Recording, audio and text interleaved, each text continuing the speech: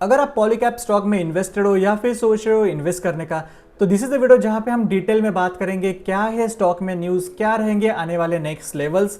आइए चलते हैं न्यूज़ पे। So this is a short term positive news for the share holders. तो न्यूज़ ये है कि Polycab reported best quarter one results with a strong growth in both revenue and the profits. जहां पे despite the strong number stock fail around 4%, फिर भी हमें 4% गिरावट देखने को मिली। आगे बात करेंगे।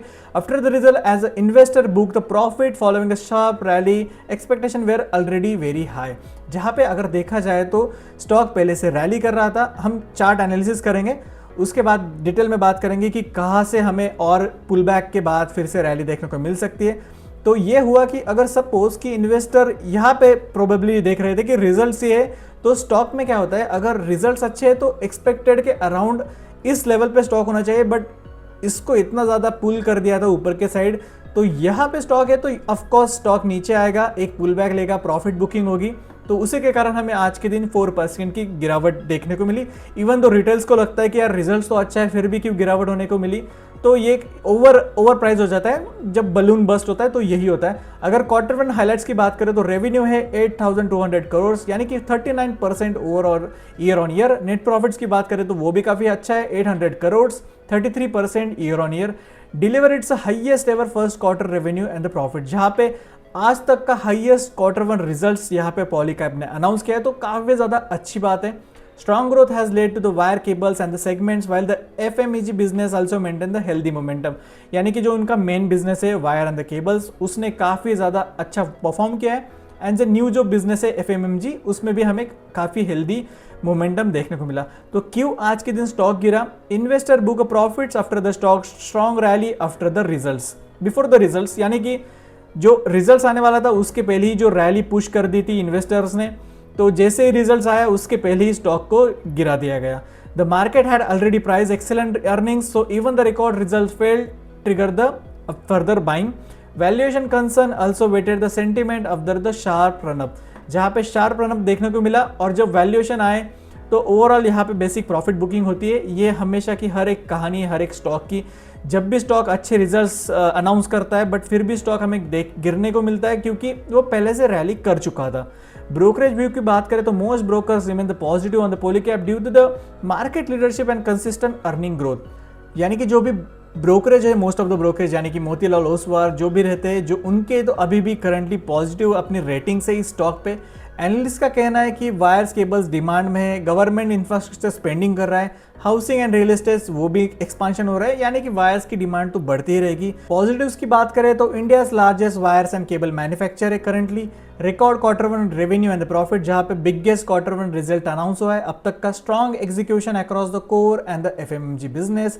Healthy demand outlook from the infrastructure, power and housing sector, जहां पे जो पॉलीकैप की है डिमांड काफ़ी ज़्यादा हाई है as compare to the other competitors.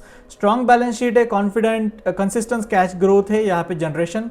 Risk की बात करें तो premium valuation after the strong stock rally, जहाँ पे स्टॉक की वैल्यूएशन काफ़ी ज़्यादा करंटली हाई चल रही है, तो एक रिस्क है जहाँ पे अगर आप इन्वेस्ट करोगे तो शायद से हमें बलून बस्ट होते हैं, यानी कि प्रॉफिट बुकिंग या फिर गिरावट देखने को मिल सकती है।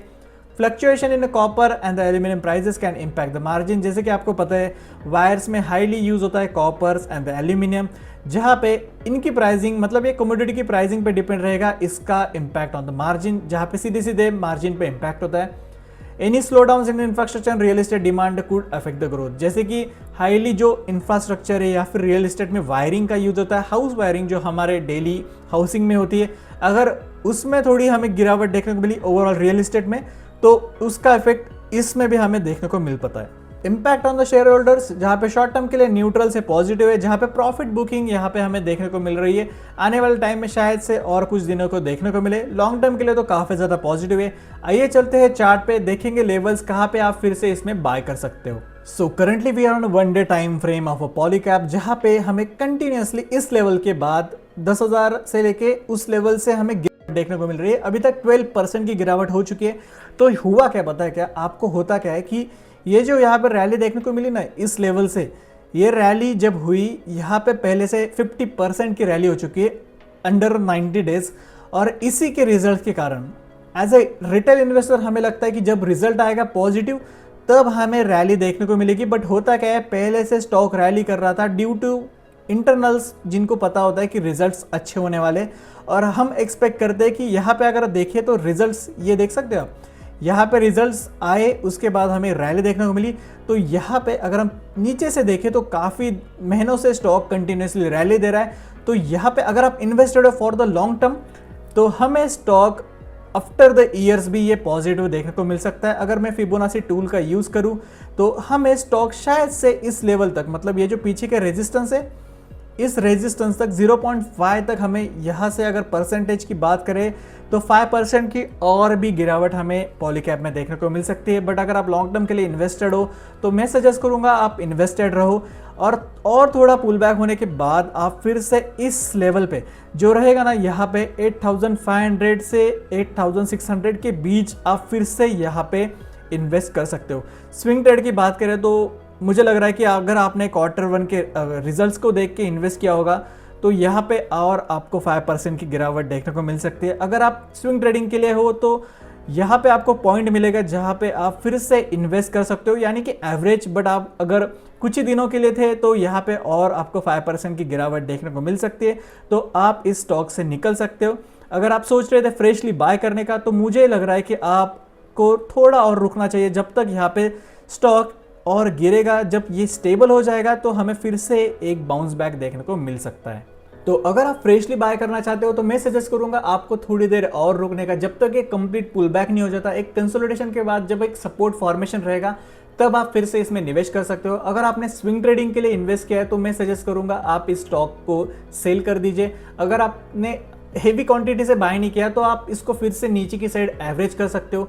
और अगर आप SBI बैंक में इन्वेस्ट करने का सोच रहे हो तो आप यहाँ पे उसकी वीडियो ज़रूर चेकआउट करना। और अगर आप इंटरेस्टेड हो फ्रेशली IPO में इन्वेस्ट करने के लिए तो आप यहाँ पे दोनों के वीडियोस चेकआउट कर सकते हो। मिलते हैं उन्हीं वीडियो में। Thank you so much for watching, bye.